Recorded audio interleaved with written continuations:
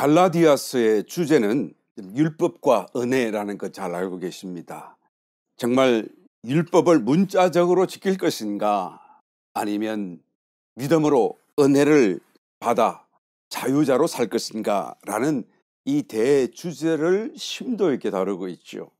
그래서 율법과 은혜, 행위와 믿음, 이런 대치 관계 속에서 사도 바울께서 매우 분명한 말씀의 계시를 우리 가운데 기록해 두고 있는 것을 보게 됩니다.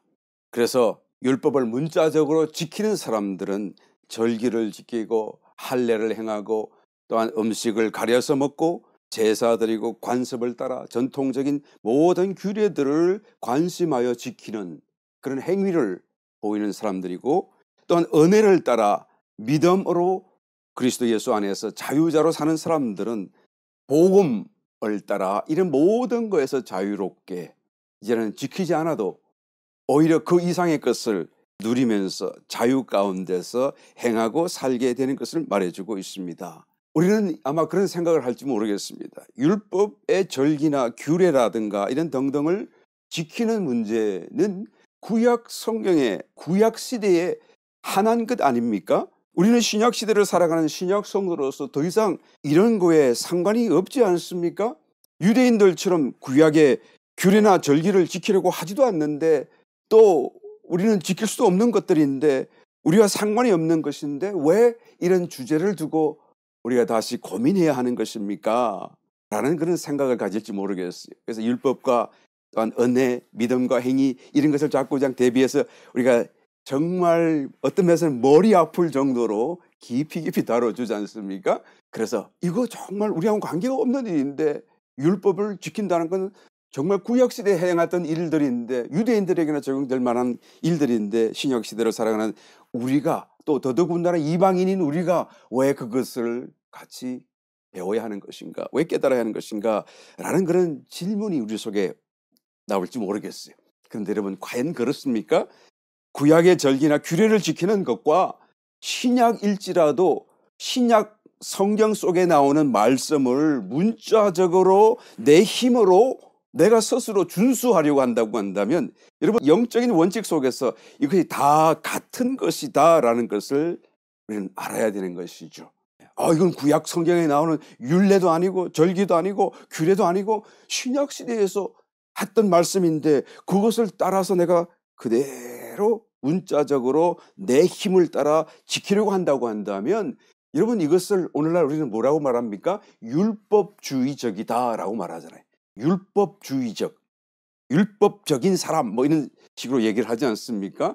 그러니까 신약 시대를 살아가지만 여전히 동일한 영적인 원칙 속에서 이와 같은 일들이 그대로 다시 반복되고 있다라는 거예요. 그래서 이 갈라디아서가 정말 우리에게는 중요한 부분이에요.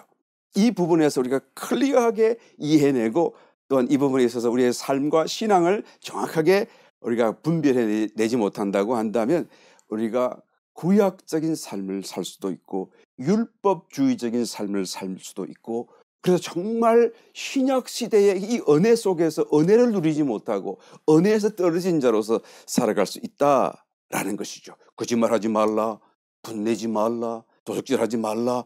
그러니까 내가 그래 하지 말아야지, 내가 성경에서 하지 말라고 하고 주님이 하지 말라고 하니까 하지 말아야지 하고 스스로 그 굳은 결심을 가지고 그걸 하지 않겠다고 하는 것과, 그런데 내적인 영의 감동과 인도 속에서 내가 그런 생각조차도 할 수 없고 하려고도 하지 않고 할 수도 없는 그런 상태의 어떤 삶을 살아가는 사람과 여러분 비교해 보시길 바랍니다. 정말로 다르지 않아요? 똑같은 신약 시대를 살고 신약 성도임에도 불구하고 어떤 사람은 내 힘으로 성경대로 살려고 하는 사람이 있고, 또 어떤 사람은 도저히 성경대로가 아니라고 한다면 살 수도 없고 생각조차도 할 수 없는, 도적질 생각할 수도 없어요. 거짓말 생각할 수도 없어요. 도무지 할 수도 없는 그런 삶을 사는 사람도 있다라는 것을 우리는 깨달아야 되는 것이죠.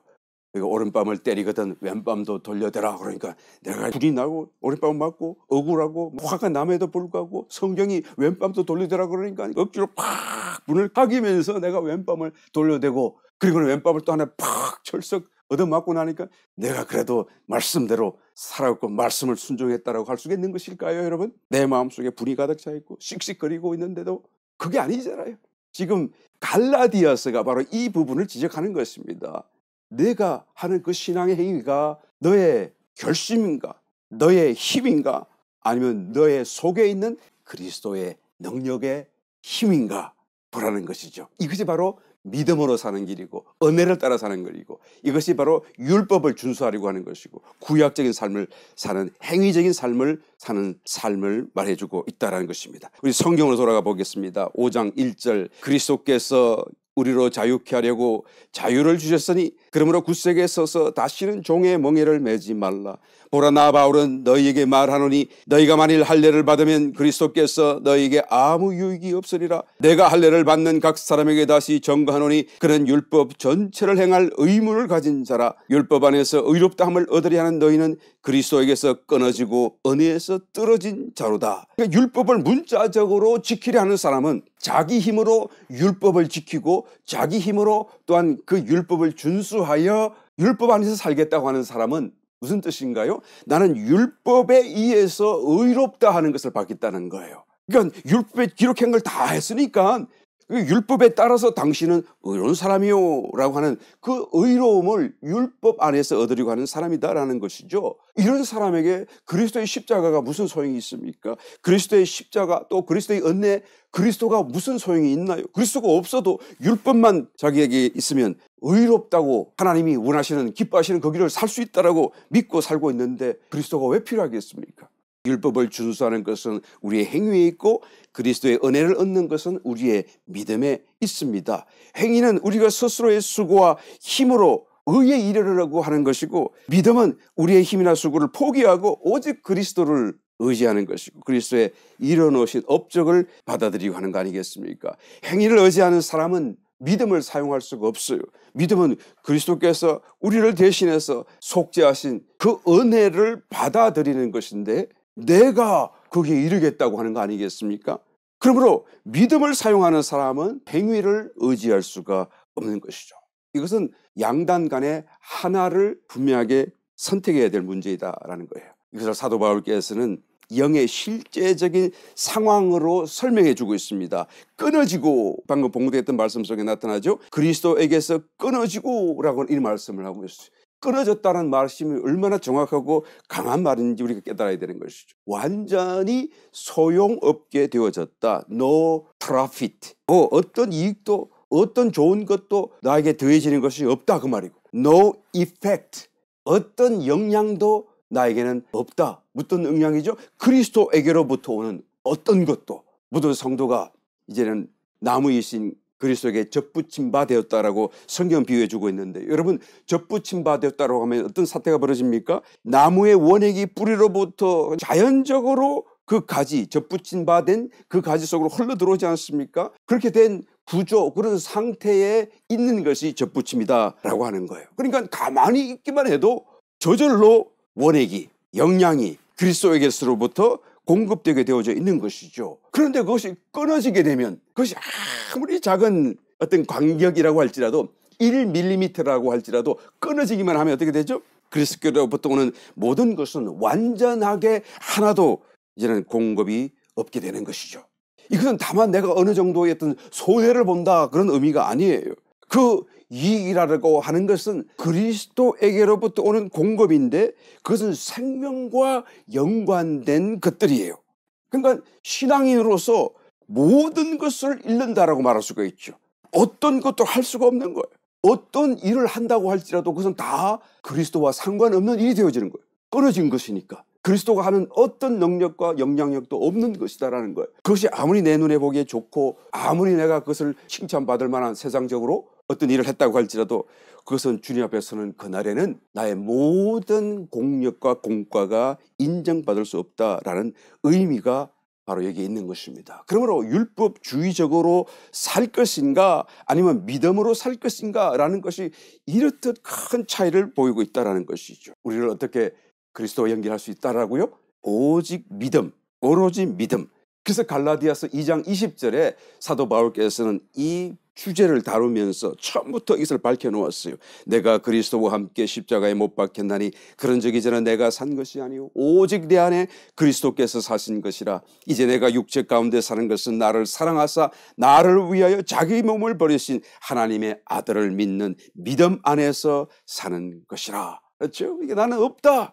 오직 믿음 안에서, 오직 내 속에는 그리스도만 살고 계시다라는 고백으로 너무나 분명하게 이 차이를 말씀하고 또한 정리해 놓은 것을 알 수가 있는 것입니다. 갈라디아서 5장 19절 이하의 말씀을 보게 되게 되면 율법주의적으로 행하는 삶의 그 결과가 어떤 것인가라는 것을 소상하게 기록해 두고 있습니다. 19절 육체의 이런 현저하니 곧 음행, 더러운 것, 호색, 우상숭배, 술수, 원수 맺는 것, 분쟁, 시기, 분냄, 당 짓는 것, 불리함, 이단, 투기, 술취함, 방탕함 이런 것들이 다 어떤 것이라고요? 율법주의적으로 행하는 것, 육체의 일이라고 하는 것이라는 것은 바로 자기 힘으로 하는 것이라는 말씀이에요.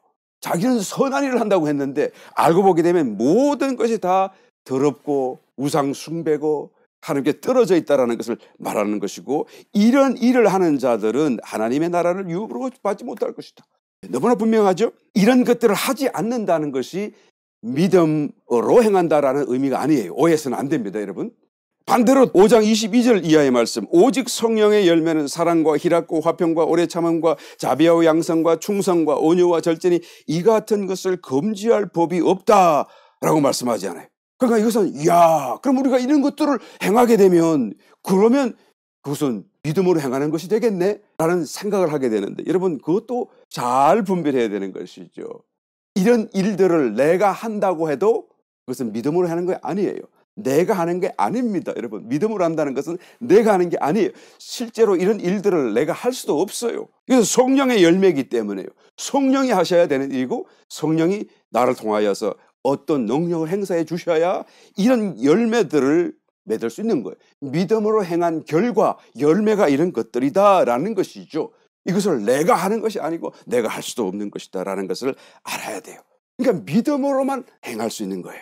믿음으로 행한다는 것이 도대체 무엇입니까? 어떻게 하는 것입니까? 우리가 어떻게 하면 율법주의적으로 살지 않고 내 힘으로 살지 않고 어떻게 하면 믿음으로 살고 어떻게 하면 성령께서 나의 믿음을 통하여서 이런 열매들을 맺게 해줄 수가 있는 것입니까? 그래서 사도 바울께서 이제 마지막 장 5장 6장에 이르면서 이 모든 것을 다 결론적으로 모아서 말씀을 강하게 표현해주고 있습니다. 5장 6절 그리스도 예수 안에서는 할례나 무할례가 효력이 없되 사랑으로서 역사하는 믿음뿐이니라. 그리스도 예수 안에서는, 이 말씀은요, 만약 당신이 그리스도 안에서 어떤 일을 행하고자 한다면 그런 뜻이죠.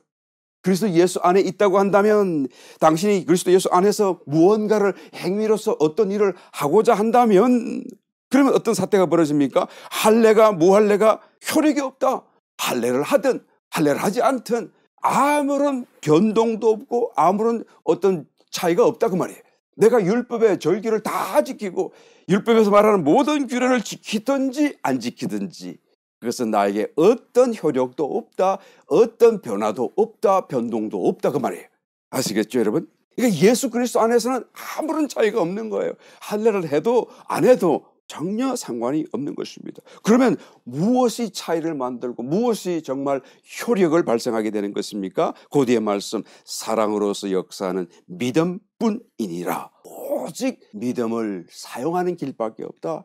내가 믿음을 사용하게 되면 이런 그리스도 예수 안에서 효력이 발생하게 되고 어떤 능력이 발생하게 되고 어떤 결과를 만들어내게 된다. 그런데 그 믿음이라고 하는 것이 사랑과 함께 역사한다라고 말하는 거죠. 여기서 여러분 정말 믿음에 대해서 정말 독특한 어떤 계시, 독특한 어떤 깨달음의 말씀을 우리 가운데 전달해 주고 있는 것을 우리는 알아야 되는 것이죠. 믿음은 그냥 나의 결심, 나의 의지의 문제라고만 생각했는데 여기서 보니까 사랑으로서 역사하는 믿음, 사랑 안에서 워킹하는 믿음이라는 믿음에 대한 독특한 계시를 사도 바울께서 성령의 감동 속에서 우리에게 말씀해 주고 있는 것을 보게 됩니다. 이 말씀은 우리가 사랑이 없다고 한다면 믿음이 역사하지 않는다. 또 사랑하면 그 안에서 믿음도 역사한다 그 말이죠. 또한 사랑하면 우리가 사랑 안에 있으면 믿음도 자꾸 생겨난다라는 거예요. 나는 하나님이 잘 안 믿어져요. 그러면 어떻게 하면 되죠? 하나님을 사랑해 보세요. 그런 믿음이 생겨납니다, 여러분. 그런 의미예요. 갈라디아서 5장 13절 형제들아 너희가 자유를 위하여 부르심을 입었으나 그러나 그 자유로 육체의 기회를 삼지 말고 오직 사랑으로 서로 종노릇하라. 온 율법은 내 이웃 사랑하기를 내 몸같이 하라 하신 한 말씀에 이루었나니 만일 서로 물고 먹으면 피차 멸망할까 조심하라. 우리 모든 신약 성도들은 자유를 위하여 부르심을 받았다. 모든 복음을 전수받은 듣게 된 저와 여러분들은 모두가 다 자유를 위하여 부르심을 받았다라는 이런 말씀으로 시작됩니다. 이 말씀의 의미를 우리는 정말 오해해서는 안 되고 이 깊이를 분명하게 또한 우리는 깨달을 수가 있어야 됩니다. 이것은 다만 이제는 율법의 어떤 절기나 규례나 뭐 그런 관습이나 그런 것을 이제는 우리는 구약 지나갔고 신약 시대 왔으니 이는 문자적으로 준수하지 않아도 되게 되었다. 이제 더 이상 그것은 우리와 상관없게 되었다. 우리는 그런 데 대해서 자유하다라는 단순한 의미로 이것을 말씀하는 것이 아닙니다, 여러분. 그런 모든 일에서 우리가 자유함을 물론 받았습니다만은 우리 자유함으로 자유를 위하여 부르심을 받았다. 이 말씀은 더 분명한 우리 정체성에 대한 어떤 말씀을 담고 있어요. 곧 그 영 주님께서 성육신하시고 모든 죄를 다 짊어지시고 십자가에서 장렬하게 죽으시고 이제는 죽음을 깨치고 일어나셔서 모든 믿는 자에게 나누어 주신 그 영, 보혜사 성령으로 오시고 그리스도의 생명으로 우리에게 나누어 주신 그 영, 그 모든 프로세스를 지나가신 과정을 지나가신 그 영, 살려주는 영, a life-giving spirit, 그죠?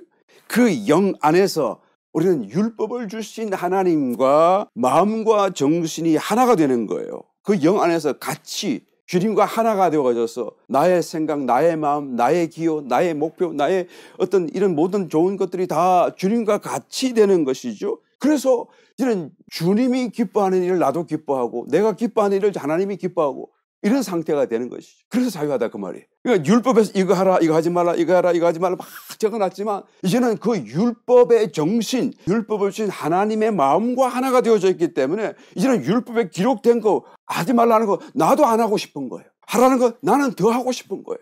주님과 하나니까요. 그러니까 오히려 율법에 기록되지 않은 것조차도 나는 내 마음이 주님 안에서 더 하고 싶고 더 온전해지고 싶은 강렬한 감동과 마음의 감동이 있다라는 것을 우리가 말할 수 있는 것이죠. 너희가 미워하는 것도 살인하는 것이다 라고 사도 요한께서 말씀하지 않았습니까? 율법주의적인 사람이라고 한다면 나는 살인만 하지 않으면 되겠다라는 생각만 하겠지만 그러나 정말로 자유를 위하여 부르심 받은 자라고 한다면 이제는 살인뿐만 아니라 미워하지도 않습니다. 미워할 수도 없어요. 그 영 안에서 그 영의 감동 속에서 살고 있기 때문에 그래서 자유하다는 거예요. 그러니까 율법을 우리가 기록된 수준이 아니라 그거의 정신까지도 만족해 드릴 수 있는 정말로 율법을 온전케 지킬 수 있는 상태로 하나님과 하나가 되어진 마음으로 우리가 살 수 있기 때문에 율법에 대해서 자유하다는 말씀이지 율법을 지키지 말라는 그런 의미가 아니라는 것을 우리는 이해해야 되는 것이죠. 안식일 규례를 바라볼 때 율법주의적인 사람들은 어떻게 합니까? 안식일 날은 이것도 들지 말라, 이만한 먼 거리도 가지 말라, 또 이거 하지 말라, 이거 하지 말라 많은 것을 지켜가지 않습니까? 그러나 정말 자유를 위하여 부르심 받은 저와 여러분 같은 경우에는 이미 그 안식일이 나타내고 있는 실체이신 그리스도를 우리가 영접했고 그리스도 안에서 살고 있기 때문에 우리는 이미 그 안식일이 규례가 상징하고 있는 그 안식을 이미 소유한 거예요. 그래서 우리는 이미 안식하고 있어요. 이거 하지 말라 저거 하지 말라 하는 그 말의 정신, 본래적인 그런 어떤 마음을 따라서 정말로 퍼펙트하게 우리는 안식을 누리게 되는 것이죠. 그래서 삶의 염려, 근심, 걱정 이런 거 다 내려놓고 우리는 살 수 있는 정말로 안식을 누릴 수 있는 그런 위치에까지 갈 수가 있는 것이죠. 육신의 할례를 행하는 것으로 끝나는 것이겠습니다만 저와 여러분들은 그러지 않지 않습니까? 모든 죄성을 다 끊고 죄를 멀리하고 그저 육적인 것을 다 떠나보내고 그러면서 정말 거룩한 자로서 또 하나님 같은 삶을 살기를 우리가 방황하면서 살아갈 수 있는 그런 상태로 바뀐 거 아니겠습니까? 부정한 음식, 정한 음식, 왜 부정한 음식을 먹으면 안 되고 왜 정한 음식을 또한 먹어야 할 수 있는 것인지 그 정확한 본래적인 의미와 뜻 그것을 정해주신 하나님 마음을 정신을 우리가 깨달을 수 있다고 한다면 여러분 이것이 다만 어떤 음식은 먹고 어떤 음식은 먹지 말아야 된다는 이런 규례 수준이 아니지 않습니까? 세속적인 거에서 자꾸 우리가 부정하지 않도록 우리의 거룩함을 지키고 자꾸 멀리하고 우리는 정말 정한 자로서 하나님을 모시고 사는 그런 삶을 살아가는, 그래서 여러분 이것이 정말 실제라고 하는 것은 그리스도 안에 다 있어요. 그러니까 그리스도를 우리가 누리고 그리스도를 따라 살고 그리스도와 함께 살면 이런 모든 규례와 율법의 규례와 어떤 절기와 이런 의미들이 가지고 있는 실제를 가지고 있는 것이다 라고 말할 수 있겠죠. 그러니까 실제를 이미 가진 저와 여러분들은 껍데기가 필요 없는 거예요. 마음속에 있는 연인을 멀리 두고 있기 때문에 만나지 못한다고 한다면 우리는 늘 사진을 보고 이제 그리워하게 되지 않겠습니까? 그런데 그 사진 속에 있는 실제 인물이, 그 연인이 이제는 왔어요. 그러면 어떻게 하죠? 이제 사진을 던져버리고 실제 연인과 함께 이제는 함께 살고 함께 대화하고 함께 기뻐하고 그렇게 생활하지 않겠어요? 그런데 실제인 연인이 왔는데도 불구하고 나는 이 사진이 좋아 하고 가슴에 품고 사진만 이렇게 안고 사진만 자꾸 보고 있다고 한다면 어떻게 되죠? 이 연인이 뭐라 그러겠어요? 그죠? 뭐 이런 사람이 다 있어 이러고 떠나지 않겠습니까? 바로 이와 같은 거예요. 실제가 있다고 한다면 이런 그 껍데기를 떠나야 되고 버려야 된다라는 것이죠. 그러므로 정말 자유함으로 부르심 받은 저와 여러분, 또 정말 이것을 깨닫는 사람이라고 한다면 외형적이고 의식적인 규례를 지키는 것이 무의미한 거예요. 사진을 버려야 돼요. 사진의 그 실제 인물과 함께 대화하고 함께 살아가야 되는 것이죠. 영적인 실제를 가졌기 때문에 그런 것이죠. 그러므로 이런 모든 외적인 거에서 우리는 자유롭게 되었다라는 그런 의미인 것입니다. 그 자유로 육체의 기회를 삼지 말고, 그러니까 자기 마음대로 이제는 안 해도 되니까 나는 마음대로 살겠다 그랬다가는 적시로 성령으로 시작하였다가 육체로 빠질 수밖에 없는 상태가 되겠죠. 온 율법은 내 이웃 사랑하기를 내 몸같이 하라 하신 한 말씀에 이루었나니, 그러니까 사랑하라는 것입니다. 사랑만 하게 되면 그러면 율법의 모든 완성이 그 속에 들어있다. 그렇죠? 내 몸같이 나의 이웃을 사랑한다고 한다면 율법이 뭐를 말하고 있는지 다 모른다고 할지라도 율법을 지킬 수 있을 거예요. 이웃을 사랑하는데, 내 몸같이 사랑하는데 그 사람에게 도둑질하겠어요? 해를 끼치겠어요? 그 사람에게 분내겠어요? 그렇지 않겠습니까? 그러므로 이웃 사랑하기에 다 이루어 놓았다라고 말씀하는 것입니다. 오직 사랑으로 서로 종노릇하라. 서로 사랑해야 믿음이 작동하게 되고 그 믿음으로 인해서 그리스도와 연결되고 또 그리스도의 모든 것이 공급될 수 있기 때문이다라는 것이죠. 그래서 서로 종노릇하고 서로 사랑하라 라는 말씀이에요. 만일 서로 물고 먹으면 피차 멸망할까 두렵다라고 말씀. 여기서 서로 싸워가지고 그 결과로 피차에 멸망한다라는 그런 의미가 아니죠. 서로 사랑하지 못해서 싸우게 되고, 그래서 서로 사랑하지 못하고 싸우게 된 사랑이 없음으로 인하여서 믿음이 역사하지 못하게 되는 거예요. 그 결과로 그리스도에게서 끊어지게 되고 멸망당하게 된다는 의미인 것입니다. 결국 사랑하라는 말씀이죠.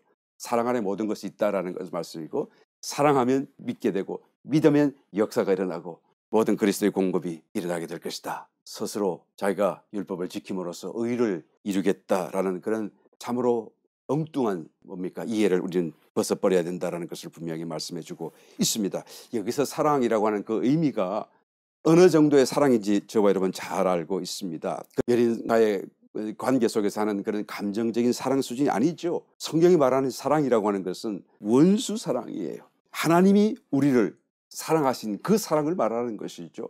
하나님의 사랑을 말하는 것입니다. 그 사랑을 우리도 사랑하라라는 그런 말씀인 것이죠. 이런 사랑은 우리가 우리 힘을 할 수 없는 것입니다. 우리 속에 계시는 그리스도의 생명으로야만 가능한 사랑이죠. 그러니까 하나님 우리는 할 수 없습니다. 그리고는 우리 속에 계신 그 영, 또 우리 속에 있는 새 사람, 하나님이 지으신 그 새 사람, 또 중생한 영, 또 우리 속에 와 계신 보혜사 성령, 다 하나로 지금 한 영이 되어 계시죠. 그 영으로 우리가 돌이키지 않고는 애초에 이 일은 불가능하다라고 말할 수밖에 없는 것입니다. 그러므로 사도 바울이 갈라디아서를 끝맺으면서 다시 한번 이 사실을 정리하며 다시 한번 더 강조하고 있다는 것을 우리는 알 수가 있는 것이죠.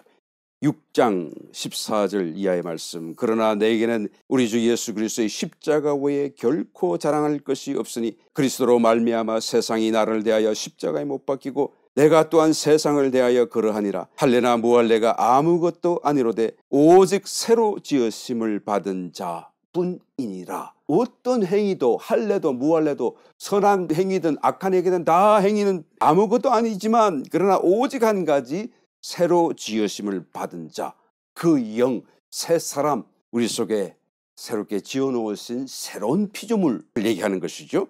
그것으로 돌이키는 것밖에는 다른 방법이 없다라고 결론적으로 말해주고 있는 것입니다. 그리고 16절에서 무릇 이 규례를 행하는 자에게와 하나님의 이스라엘에게, 하나님의 이스라엘과 이 규례를 행하는 자가 다 같은 그룹을 얘기하는 것이죠. 영적인 이스라엘, 평강과 긍휼이 있을지어다. 이 규례가 무엇입니까? 지금까지 말씀해왔던 그 내용이에요.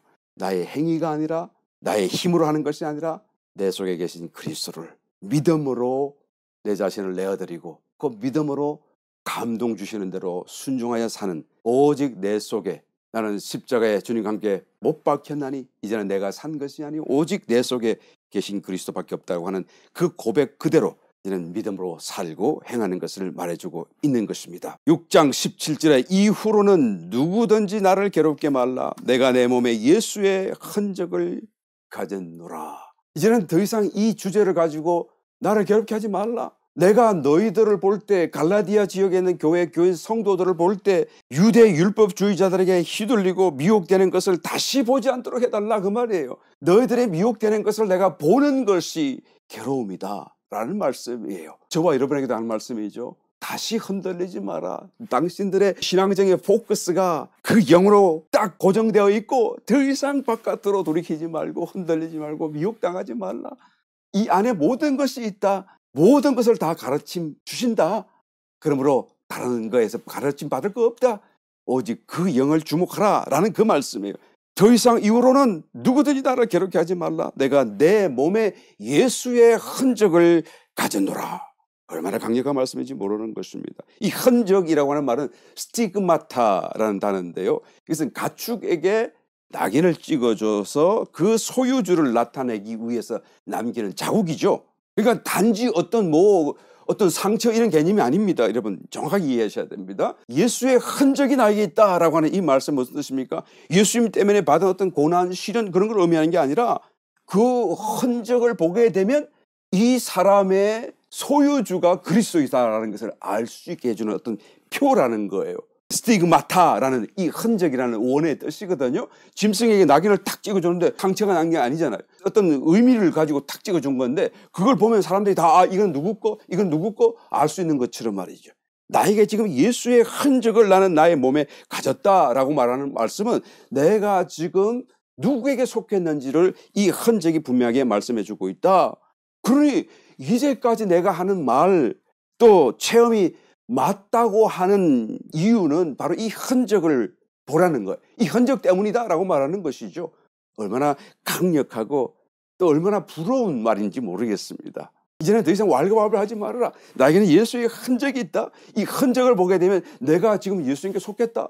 주님이 나의 소유주라는 걸 너희가 보지 않느냐? 더 이상 유대주의적으로 율법을 지켜야 되느냐 말아야 되느냐 그런 말 하지 말라. 믿음을 따라 정말로 그리스도께서 사시게 하도록 해라 라는 말씀을 아주 강하게 말씀해 주고 있는 거예요.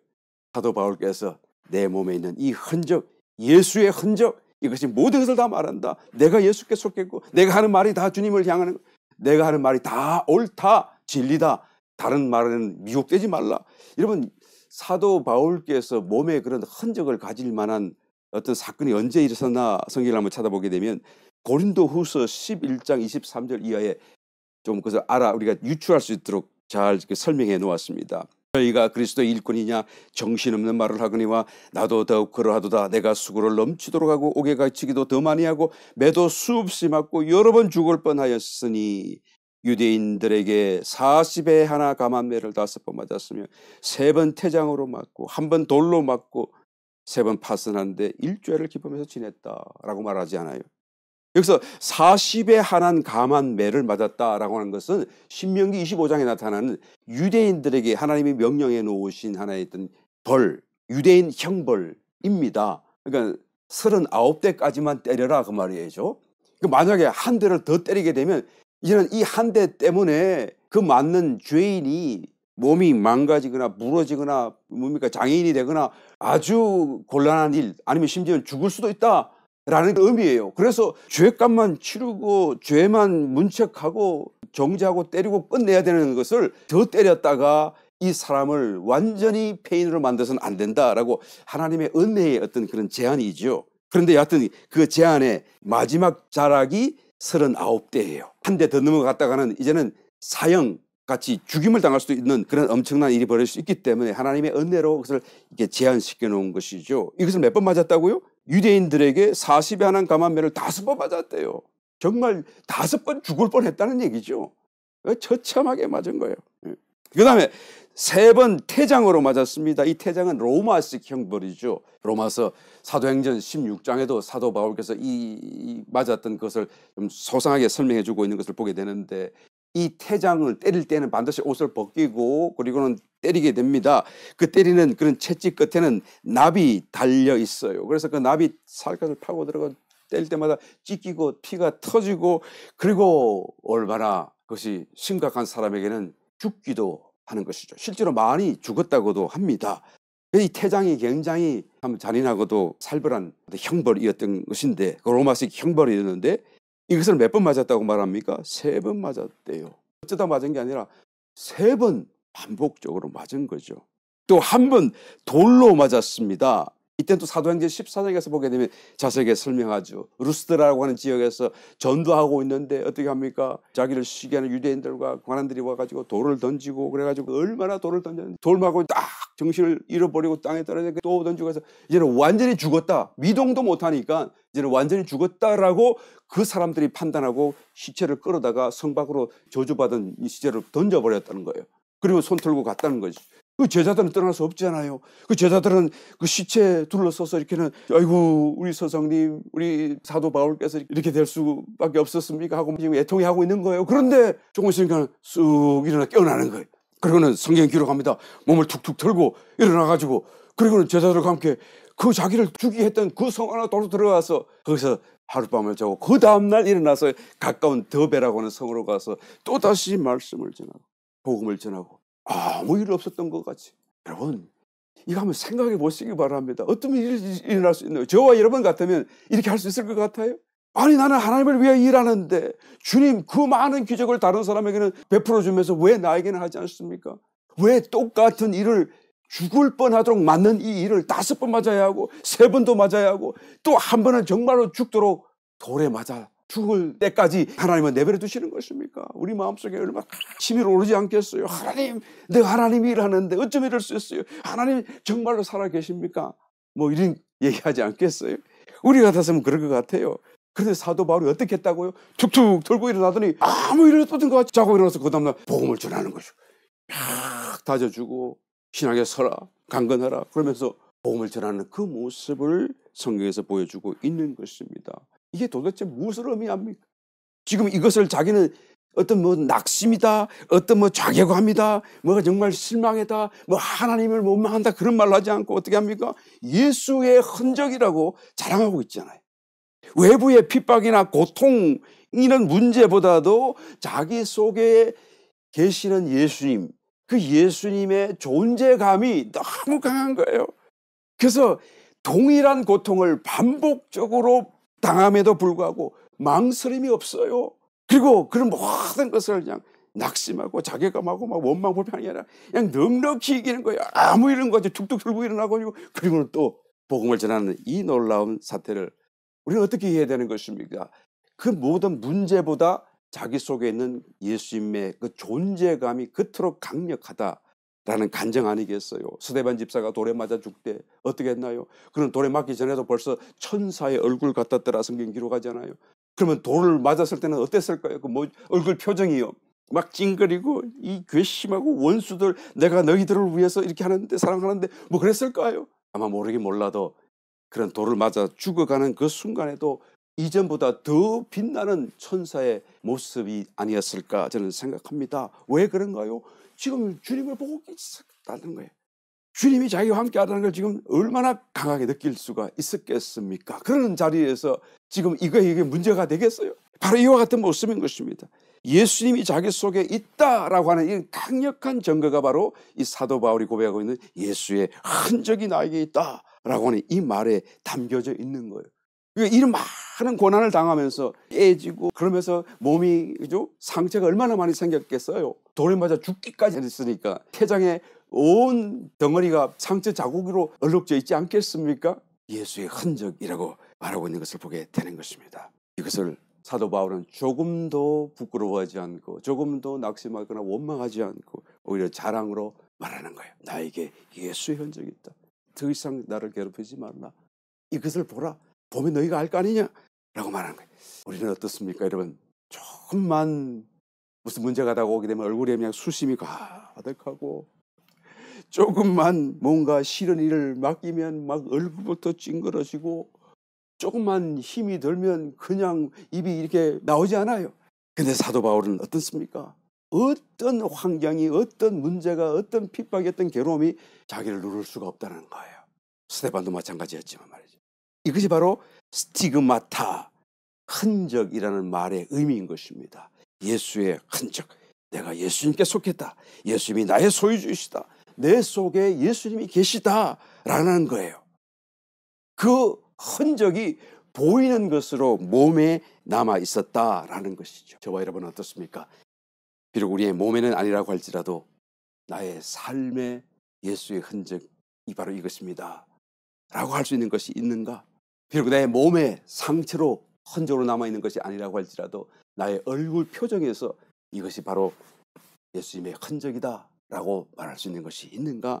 내가 하는 말, 언어 속에서 내가 힘을 당하고 그리고는 그럼에도 불구하고 기쁨 속에서 소망 속에서 말하는 그런 말이 나에게 흔적이다 라고 말할 수 있는 것이 있는 것인가? 이 모든 것은 자기 속에 있는 그 영, 자기의 영과 연결된 접속된 결과로서 나타나는 하나의 사건 아니겠습니까? 갈라디아서에서 여러분 이것을 말하는 거예요. 그 영을 주목하라는 것입니다. 그 영을 순종하라는 것입니다. 지금도 우리의 마음의 문을 녹화하고 있는 저와 여러분 속에 계시는 각자의 그 영 속에서 우리는 주님을 깨닫고 따라가고 순종함으로써 우리의 삶 속에 여러분 어떻게 하든지 사도 바울의 고백처럼 예수의 흔적을 만들어야 돼요. 단 하나의 흔적이 될지라도 만들어야 되는 것입니다. 이것을 보라. 더 이상 나를 괴롭히하지 말라 라고 말할 수 있는 예수님의 위대한 간증이 저와 여러분에게 꼭 생겨나게 되시기를 또 생긴 분들은 더하여지시기를 예수님 이름으로 축원드립니다.